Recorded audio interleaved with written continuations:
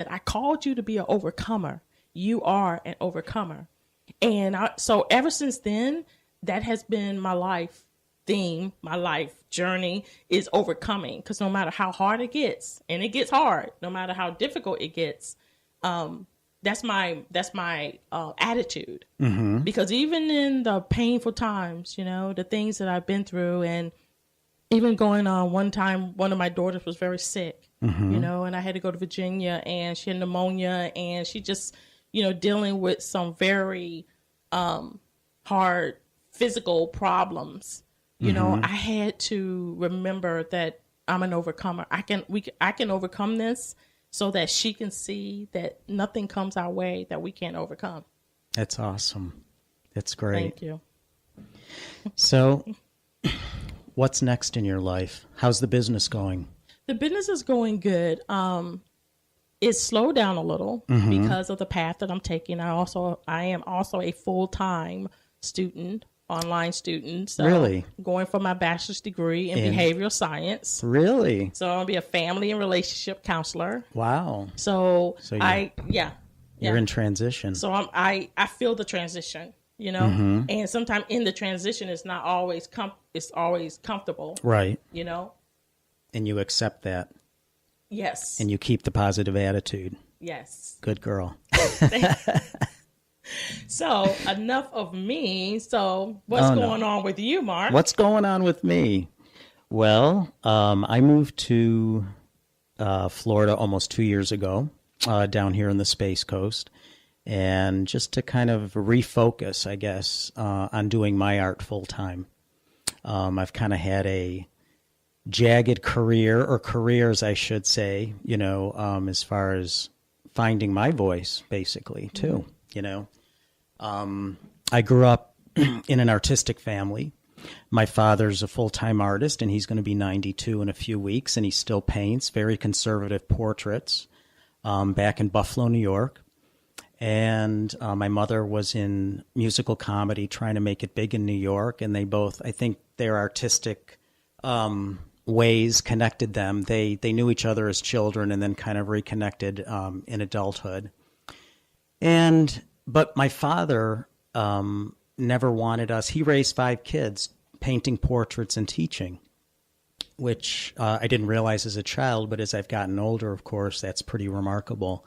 But he wanted a more stable life for all his kids. And, I've overcome a lot of things in my life too. And I liked to party as a young teenager and gave up drinking when I was 22. And,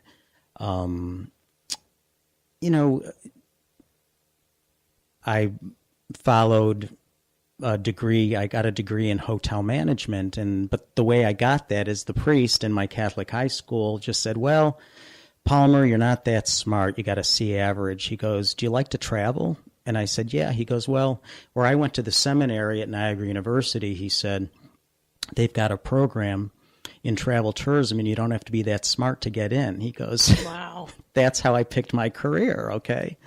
And my dad thought, okay, that's great, So one thing led to another, and it really served me well. I became involved in the sales end of things in the hotel business. I got my first job through an internship in Washington, D.C., and worked my way up to director of sales and marketing of hotels. I worked for Ritz-Carlton Hotels, and I was transferred out to Palm Springs, California in the late 80s. And that's when I started to paint. I didn't know anybody out there, and simply by mistake, in the move, I had some crepe paper, the streamers for birthday parties, and some of it got wet and it bled on some cardboard, and it made some really interesting colors and shapes. And I've always been attracted to color and form and all of that. Color for me is like emotion, and it speaks, and it brings you joy. It can, sorrow, whatever. So I started arranging these pieces of crepe paper on, I bought these little watercolor postcards in a spray bottle, and they made some interesting,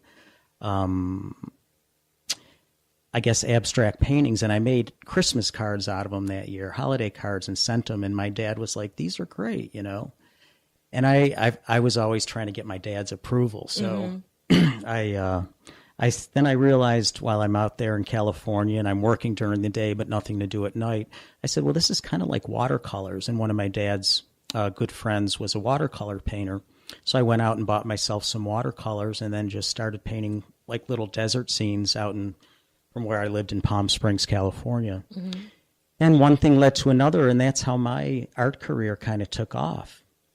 But I've done different things. I had my first show in a coffee house in Washington, D.C. I was transferred back there with Ritz-Carlton, and I sold 15 out of 20 paintings, and I was like, hey, I'm liking this, you know? And then one thing led to another, and I think my sales and marketing background really helped me catapult me into going out there and trying to find other shows and doing my artwork. So I was working a 9-to-5 job and doing my artwork and having shows for a number of years. At one point, late 99, I ended up selling one of my condos that I bought in D.C. It was a good time to sell. For the first time, I made a little money in my life. And I was probably, like artists do, sometimes have an emotional little breakdown, and I just didn't like my job anymore. And I ended up quitting because I had a little security blanket with the money. So I started doing it was like jumping off the diving board, and we all have to do that in life, right? Yeah, that's true. And do things we're afraid of. But what happened was a couple consulting jobs opened up, and I moved back into a studio condo. And all my friends, I was 38 at the time, said, what are you doing? You know, they're starting to maybe buy homes up at the beach and things, and I'm kind of going backwards, or it seemed that way at least. But, you know, you have to be true to yourself. And I just kind of pursued my career, and then I learned about a little town in Kentucky that was welcoming artists. They were giving away buildings. I got a pre-Civil War building for $1, 5,000 square feet. I sold my other 2 condos in D.C., moved to Kentucky, had the building renovated, and opened my own art gallery downstairs and living space upstairs. Prior to that, I had also run a gallery in D.C. for the 2 years prior. So that's kind of where my career took me. Then I went through some depression and ended up going back to Buffalo for 7 years, got a job with the credit union, put some money in the bank, and then I was done with that and ended up moving to Florida 2 years ago, and I'm pursuing my art and doing more outdoor art festivals. So that's kind of it in a nutshell. So what, you know what, I'm listening to you and you're talking about the things that you've been through. You know, and how you have to be true to yourself, and you have to, you know, you face some challenges, and you didn't give up. No, but there were days where I wanted to, and sometimes days turned into weeks and months, and, you know, sometimes life has a way of sidetracking us or slowing us down. But, yeah, no, you're right. You don't give up. You just keep going. Yeah, and it's important to know that you have to overcome. Yes, and that's basically what you were doing. Yes, you was overcoming your situations, your obstacles, and stuff. So, how do you feel about what you're doing now? Do you feel like you've in your niche, or there's something you still got to be doing, or what? Well, that's a good question.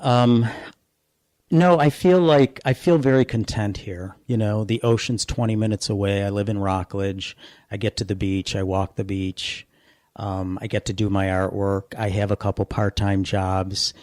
I do what I need to do in order to do my art, in order to have my voice, you know, like you're talking about your voice, you know. We all have something to say. We communicate all in different ways. And but I also feel that my art throughout the years too has given back to the community, just like your art here, being a commentator and an interviewer on, you know, the radio station. You're sharing your experience, and there's people listening, and we're all human, you know, and we all have dreams and all have aspirations. And I know a lot of times when I'm doing my art, and like recently started these outdoor art festivals, some people come up in my art, in some of the art I've been doing lately is very primitive, kind of childlike looking. And I hear some parents say to their kids, you could do better than that.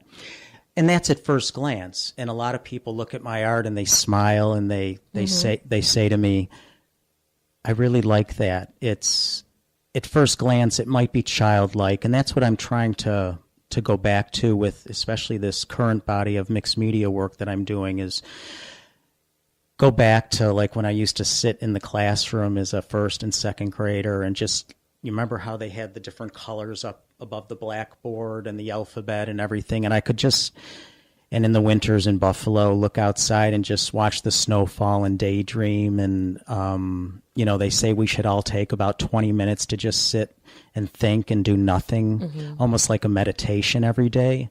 And that's kind of, I get taken away through color and shapes and form and doing my art. But I like when my art touches some other person, that it touches something inside of them, whether it's a memory or goes to their soul and brings something out in them. They might be struggling. They might be going through things.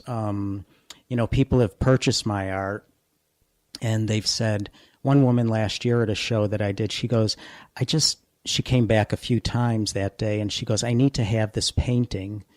And she said, it just makes me smile. It makes me happy. And to me, there's no greater gift to know that something that I created, makes somebody happy. But also, I want to take it back to what we were talking about earlier with your attitude. Your attitude is something you created. Yeah. And your attitude can change that person. I have a part-time job right now working the toll booths here.